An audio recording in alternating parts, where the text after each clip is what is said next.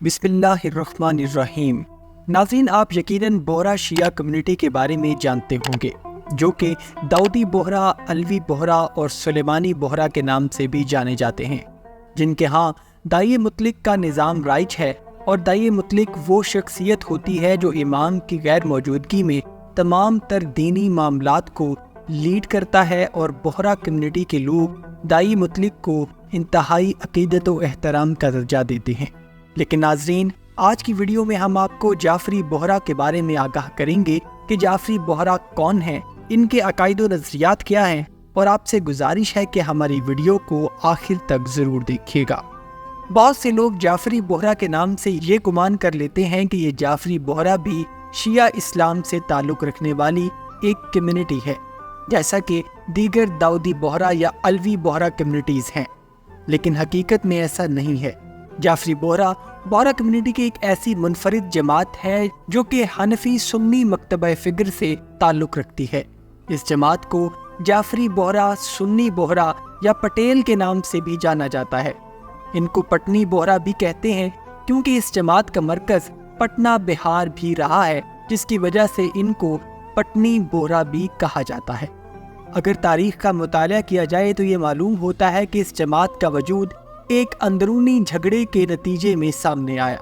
اس سے پہلے یہ لوگ بھی داؤدی بوہرا ہی ہوا کرتے تھے، اور ہوا یوں کہ 1377 سے لے کر 1413 کے دوران بہت سارے اسماعیلی بوہرا اپنا آبائی شیعہ مسلک چھوڑ کر سنی حنفی مسلک میں شامل ہو گئے۔ وہ دور سلطان مظفر کا دور تھا، جو اس وقت بھارت کے شہر گجرات کا گورنر تھا۔ اس وقت جعفر پٹنی نامی ایک عالم اپنی ذاتی وجوہات اور جھگڑے کی بنیاد پر سب سے پہلے داؤدی بوہرا جماعت کو چھوڑ کر سنی حنفی مسلک کو اختیار کرتا ہے۔ گجرات کا گورنر سلطان مظفر ایک بھرپور شیعہ مخالف شخص تھا، اور اس کو جب عالم جعفر پٹنی کے سنی مسلک میں شمولیت کا علم ہوا تو اس نے خوش ہو کر جعفر پٹنی کی بے پناہ سیاسی، مالی اور اقتصادی مدد بھی کی، اور اس کو بوہرا شیعہ کمیونٹی سے تحفظ بھی فراہم کیا۔ سلطان مظفر نے اپنے دور میں بوہرا شیعہ کمیونٹی کے خلاف بہت ساری مہمات کی، اور کہا یہ بھی جاتا ہے کہ سلطان مظفر کیونکہ ایک کٹڑ سنی مسلم تھا تو اس نے اپنی طاقت کا استعمال کر کے اپنے دور میں داؤدی بوہرا کمیونٹی پر کافی ظلم و ستم بھی ڈھائے، اور ان کو زبردستی سنی مسلک میں شامل ہونے کے لیے مجبور بھی کرتا رہا، جس کے نتیجے میں کچھ لوگ اپنی مرضی سے اور کچھ خوف اور ڈر کی وجہ سے بھی سنی مسلک میں شامل ہوئے۔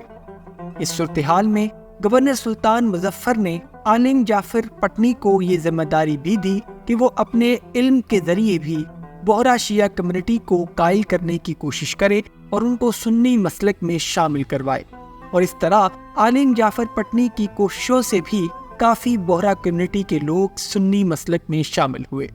اور یہ سلسلہ حکومتی سپورٹ سے بڑھتا چلا گیا، اور ایک وقت ایسا آیا کہ 80% جماعت کے لوگوں نے اپنا آبائی مسلک چھوڑ کر سنی حنفی مسلک کو اختیار کر لیا، اور داؤدی بوہرا جماعت کا وجود بھی خطرے میں پڑ گیا۔ لیکن پھر گجرات کے گورنر سلطان مظفر کی اچانک موت کے بعد حالات نے پلٹا کھایا، اور عالم جعفر پٹنی کی جماعت کی تبلیغ کا زور کم ہوتا چلا گیا، اور پھر آہستہ آہستہ بوہرا علماء کی کوششوں سے اکثریت اپنے آبائی مسلک کو دوبارہ چلی گئی، اور ان میں زیادہ تعداد ان لوگوں کی تھی جن کو گورنر مظفر کے دور میں طاقت کے زور پر سنی مسلک میں شامل کیا گیا تھا، اور نتیجے میں وہی لوگ عالم جعفر پٹنی کی جماعت میں رہ گئے جو سنی مسلک کے دل سے قائل ہو کر داؤدی بوہرا سے سنی حنفی مسلک میں شامل ہوئے تھے، اور انہوں نے اپنے تمام تر تعلقات اور مراسم داؤدی شیعہ بوہرا کمیونٹی سے ختم کر دیے، اور آہستہ آہستہ انہوں نے اپنی ایک انفرادی الگ سنی بوہرا جماعت کی بنیاد مضبوط کرنے کی کوششیں شروع کر دیں، اور اس کے بعد ان کو پٹنی جعفری یا سنی بوہرا جماعت کے نام سے بھی پہچان ملی۔ آج کے دور میں پٹنی جعفری بوہرا کا مرکز گجرات کے علاقے چتورا میں ہے۔ ان کا بھی دیگر بوہری شیعہ کمیونٹی کی طرح آبائی پیشہ، تجارت اور کاروبار ہے۔ سنی جعفری بوہرا نے بھی داؤدی بوہرا کے مقابلے میں خود کو منظم کرنے اور مضبوط کرنے کے لیے کئی انجمنیں بھی قائم کی، جو کہ آج بھی فعال ہیں، اور جب پاکستان اور بھارت کا بٹوارا ہوا تو بہت سے سنی بہرا ہجرت کر کے کراچی میں آ کر بس گئے، جس کی وجہ سے گجرات مرکز میں سنی بہرا کی سوشل پکڑ کمزور ہو گئی۔ لیکن بھارت گجرات میں سنی بہرا جماعت ابھی بھی اپنا وجود رکھتی ہے، لیکن گجرات میں اقلیت میں ہونے کی وجہ سے یہ اتنی مستحکم جماعت نہیں ہے، کیونکہ وہاں داؤدی بہرا اور علوی بہرا کمیونٹی کا بہت زیادہ اثر و رسوخ پایا جاتا ہے۔ سنی جعفری بہرا لوگ داؤدی بہرا کی طرح سفید شلوار کرتا اور سفید ٹوپی پہنتے ہیں، لیکن ان کا کلچر، اٹھنا بیٹھنا اور دیگر معاملات میمن کمیونٹی کے ساتھ زیادہ ملتے جلتے ہیں، اور یہ لوگ سنی حنفی اسکول آف تھاٹ کو مانتے ہیں۔